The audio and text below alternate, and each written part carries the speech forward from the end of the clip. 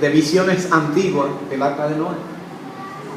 Pero razones de por qué el diluvio pudo haber sido universal. Número uno, la profundidad del diluvio.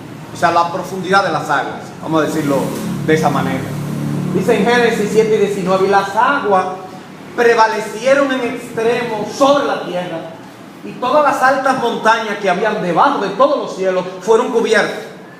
Ojo, si el Pico Duarte se cubre aquí de agua, quiere decir que aquí abajo estamos todos en agua, Entonces, si las grandes montañas están cubiertas, hay una foto que pone un hermano que hace una página que se llama Answering in Genesis. Se llama Ken Ham, un australiano, que cuando ustedes vayan a Estados Unidos traten de ir, lo que viajan, al primer museo creacionista que hay. Hay un museo ya creacionista. Y es interesante que Ken Ham, que es australiano, el que dirige el museo, tiene una página que se llama Answer in Genesis, o sea, respondiendo en el Génesis, porque es el fundamento de esto que estamos diciendo. Él pone una foto en un estudio que él da, y él dice, una foto vale más que 1000 palabras.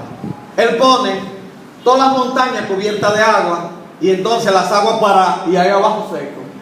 Y él dice, una foto vale más que 1000 palabras.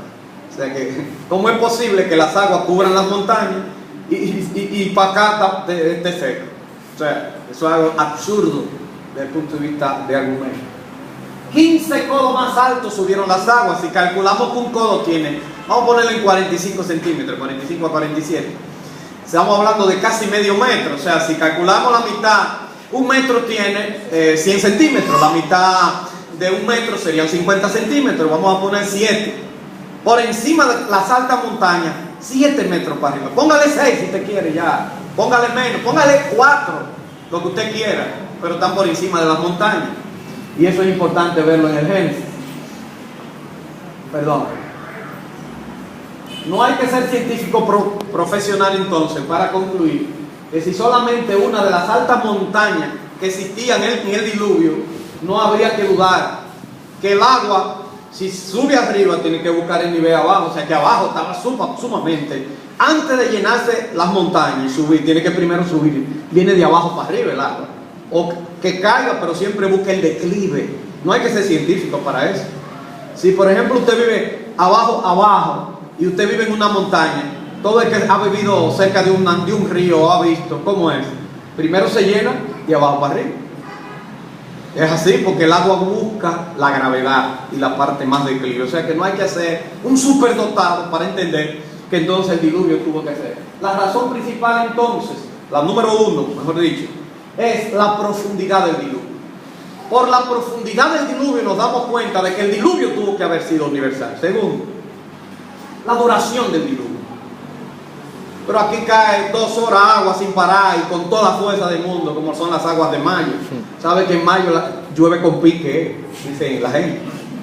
Entonces, como llueve con pique, si ese aguacero que cayó antes de ayer dura 5 horas aquí, mire, a la misma velocidad que iba, porque así fue el diluvio. El diluvio fue con truenos, relámpagos, terremotos, temblores, fuegos que salían de adentro de la tierra. O sea que fue un catástrofe tan grande que imagínense que se podía sentir. El diluvio duró 371 días o un poco más de un año. Pudo haber diferencia de profundidad porque no sabemos la altura de la montaña antes del diluvio. Posiblemente sí, porque se menciona que había montañas, pero no sabemos a qué altura eran las montañas. De hecho, desde el punto de vista geológico, las montañas se fundaron creo que fue en el terciario o secundario, o sea que no son tan viejos. Entonces, si vamos eso desde el punto de vista geológico, yo no estoy de acuerdo con muchas cosas. Antes, por ejemplo, los geólogos, antes de 1800, todos concluían diciendo que fue el diluvio que cambió todo. Ahora se han inventado otras cosas. Los científicos saben que ocurrió algo grande en la Tierra. Muchos hablan de qué, muchos hablan de otras razones, pero nosotros nos damos cuenta que el diluvio, como aparece en la Biblia, tiene que haber sido algo catastrófico, que se siente y que se ve en los fósiles. De hecho, usted sube a una gran montaña, ¿qué encuentra usted? Que hubo agua. Pero si usted se mete en la cordillera que está a la orilla de la tierra de Eduardo Bueno, en la desembocadura del río Hudson, en Nueva York, hay una montaña, una cordillera profunda que llega a 400 kilómetros hacia abajo. Y ahí se ha demostrado que hubo evidencia de que no estuvo cubierto por agua. O sea que en las grandes montañas usted encuentra caracoles y estrellitas de mar fosilizadas. Y en los lugares más bajos y profundos debajo del mar usted encuentra que hubo tierra, como que había gente. La Antártida, por ejemplo, es una realidad de esto. El hermano levantó la mano. Una pregunta. ¿Qué tiempo hace la Biblia que ocurrió el diluvio y según los científicos no llega a un debate? No hay ningún debate. Según la Biblia ocurrió hace aproximadamente unos 4 o 5 mil años. No más de ahí. La tierra nueva. Esa es una discusión porque queremos queremos decir que el mundo es más viejo. Entre paréntesis, los datos para recobrar y saber cuántos años tiene una cosa, cuando pasa de 5.000 años, no son fidedignos, porque da cualquier cosa.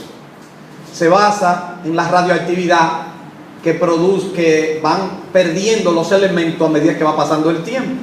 Eso suponiendo que los elementos tenían una radioactividad fija en un momento determinado. Todo es teórico de base. Y entonces eso supone muchas cosas y en base a suposiciones ellos tienen su teoría. Y ahí se utiliza el carbón 14 o carbón 12, el potasio argón y otras sustancias que van perdiéndose, y en base a eso se toma el plomo como medida, como base. Y incluso hasta la salinización del mar. Hay muchas formas de datar, de poner fecha a los tiempos, pero no son fidedignos cuando pasa de miles de años. Ya no se sabe si es verdad o es mentira, porque se han hecho eso. Se han encontrado elementos fosilizados, por ejemplo, muchos cambios que han ocurrido en la Tierra. Lo que pasa es que si me meto en eso después me salgo, pero de todos modos, muchos cambios que han ocurrido en la Tierra. Antes se decía que para formarse una barrera coralina se necesitaban miles de años. Los franceses en las islitas de Oceanía tenían islitas para hacer pruebas de bomba atómica, y donde se hizo prueba de bomba atómica a principio o a mediados, durante la segunda y por ahí cerca de la Segunda Guerra Mundial, o después de la Segunda Guerra, 1950 y pico. Hoy en día, esos lugares que se probaron bombas para ver si la bomba, pequeñas bombas, para ver cómo funcionaban, destruyeron islitas completas. Y hoy en día la gente va y dice, pero esto está poblado como si fuera mierda. Y de eso también la radioactividad después de la era atómica cambia mucho en los elementos, pero eso son otros 500 pesos. Es un tema amplio, es un tema que yo me he sabido pasar en la iglesia hablando de Génesis casi 4 semanas. Y yo se lo estoy dando de pechuguita y rápido, en menos de unas 45 minutos. Pero hay muchas cosas interesantes. Miren, su duración no debe haber duda.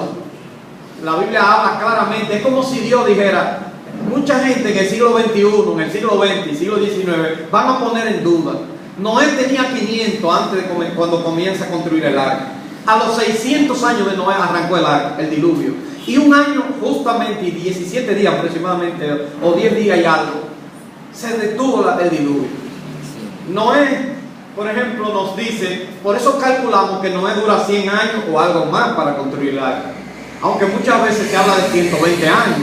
Porque en Génesis capítulo 6, verso 3 dice, y serán los días no más de 120 años. Y por eso muchos piensan que Noé duró 120 años haciendo el arca. Pero son más de 100.